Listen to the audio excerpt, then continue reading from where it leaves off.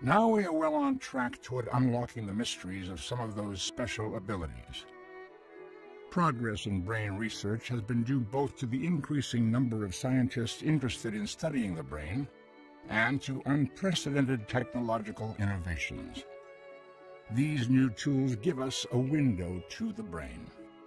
The cerebral cortex is the outermost covering of the brain, which has evolved in humans further than in any other species, and what is most responsible for making humans human. It is also the structure most associated with higher mental functions. With its multiple folds, ridges, and grooves, the cortex is made up of two similar-looking hemispheres joined at the middle by an extensive bundle of nerve fibers which cross from side to side. One of the keys to understanding the brain is to recognize that nerve cells are highly interconnected. Any given nerve cell may make thousands of connections with other nerve cells. The orange-looking surface in this image is the cerebral cortex. Since the size of the brain is limited by the space within the skull, the only way to increase the amount of cortical tissue is to fold it. With a specialized method, we can look deep into the cortex and see individual cells. Here they appear black and have branches coming from them.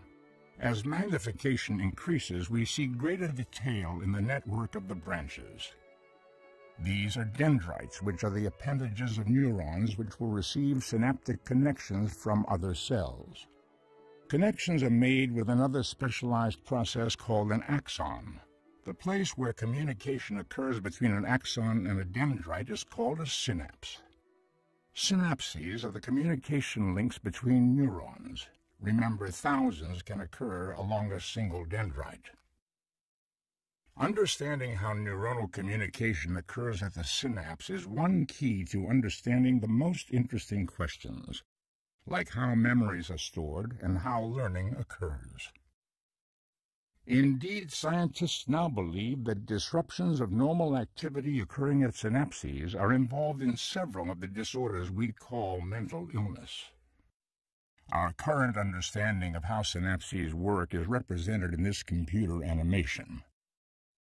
As we dive deeper into the cell's own structure down into a single axon terminal at a synapse, we see small round objects which are the synaptic vesicles. They are like tiny balloons, miniature containers filled with chemical neurotransmitters. When an electrical impulse reaches the nerve terminal, proteins in the watery soup orchestrate the movement of these vesicles toward the membrane, forming one side of the synapse. The visualization is slowed down here, but in real time this process happens in less than 1,000th of a second. As the transmitter-filled vesicles touch the inside of the nerve terminal membrane, their own membrane fuses with it. When this happens, the inside of the vesicle opens into the synaptic cleft and transmitter molecules diffuse across this tiny space to reach their target receptors on the other side. This causes electrical conduction to occur, completing the propagation of the neuronal message across the cleft. The processes of neuroconduction and neurotransmission occur by the billions throughout the human brain. It is this complex interplay of chemical, electrical, and physical events which underlies the rich tapestry of everyday experiences, the sights we see, the sounds we hear, the feelings we experience, the activities we initiate, and the ideas we ponder. Even slight errors or variations in any of these neural events can lead to the kind of abnormalities which underlie most of brain disorders, including mental illness. By understanding the intricacies of neural activities and how they are related to cognitive and behavioral processes, we are on the threshold of providing specific treatments and ultimately cures and preventions in our mission to ensure that mental... Through investigating the brain on the chemical, functional, and anatomical level, scientists unravel the vast power of the brain in health as well as disease. Neurotransmitters are chemicals that give rise to our everyday life, our actions, our moods, and our behaviors. The chemicals pass from neuron to neuron via synapses. Within the synapse, the glucose metabolism of the mitochondria and the electrical impulse of the action potential cause the vacuoles to intersect with the cellular wall and release neurotransmitters between junction membranes. Different functions and behaviors are localized in certain brain regions. Using this knowledge, the brain's many different mental functions can be broken down into more easily approachable elements. By looking at these smaller parts of brain regions and activities, a more comprehensive understanding of overall brain function can be built. For example, the circuits involved in vision receive information from the retina. After initial processing, these circuits analyze information in different streams, so that there's one stream of information describing what the visual object is, and another stream is concerned with where the object is in space. Once function is understood in the less complicated elements of brain organization, then this information can be reassembled to help understand the workings of the whole brain. Laboratory rats guide researchers to form a better understanding of complicated brain processes. For example, studying the rat within a maze helps uncover general principles about learning that can be applied to many species, including humans.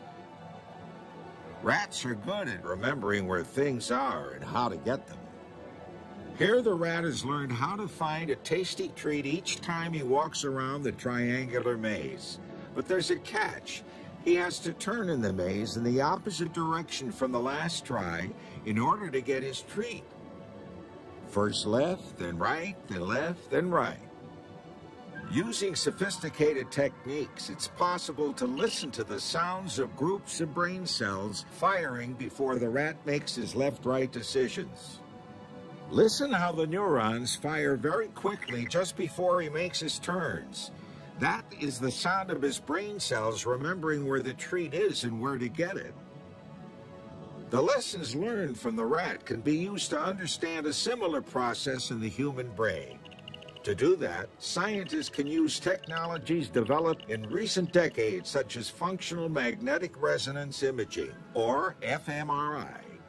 This allows the imaging of functional activity in the living brain.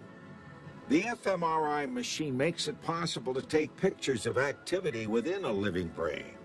This is not a picture of the neurons or pathways, but instead it's an image of the activity occurring among those neurons and pathways. This is an indirect approach as it uses a marker for neuronal firing. In this case, it detects blood flow and blood oxygenation to provide maps of brain activity. We can see the localized increases in blood flow as the brain capillaries expand in size. Blood flows more rapidly through a larger tube. This increase can be used to map brain activity in response to specific tasks and stimuli, like remembering. As with all other organs, the brain is subject to malfunction. Complex problems like understanding depression and schizophrenia can now be addressed using these and other techniques. Here's an example of the kind of information we get when comparing the brains of normal and mentally ill people. The image on the left is from a normal subject. On the right is a schizophrenia patient, where we can see the vast differences in the amount and location of brain activity. Clearly, several systems, including higher cognitive processes, hearing and movement, are impacted in this disease. Imaging provides a way to identify how the brain processes information differently in schizophrenia. As scientists are learning more about brain circuitry, they are learning more about which circuits are involved with specific tasks. This makes it possible to compare brain regions in healthy people and people with mental illnesses. However, mental disorders are very complicated and still not well understood. These disorders affect our most complex brain processes, like thinking, mood, and behavior. There are several factors that contribute to mental illnesses, including environmental conditions, social events, genetics, and large chemical imbalances. What is clear is that mental illnesses are as devastating as any physical illness. Ultimately, basic and clinical research will unlock the mysteries of mental illnesses.